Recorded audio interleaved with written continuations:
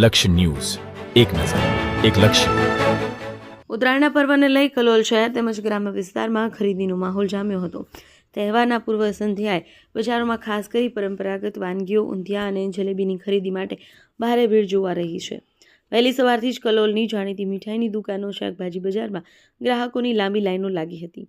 ઉત્તરાયણ એટલે પતંગ ઉત્સવ સાથે સ્વાદિષ્ટ ભોજનની પરંપરા.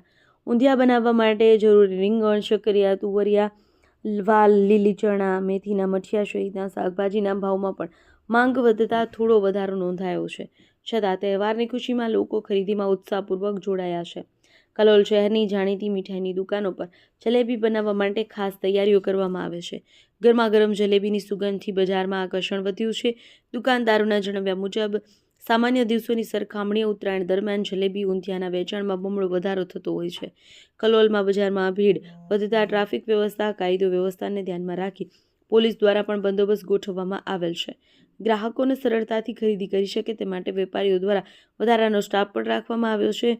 કુલ મળી ઉત્તરાયણના તહેવારે પતંગ દોરી સાથોસાથ ઊંધિયા જલેબીની ખરીદીની બજારોમાં ગીચ બની ગયું છે.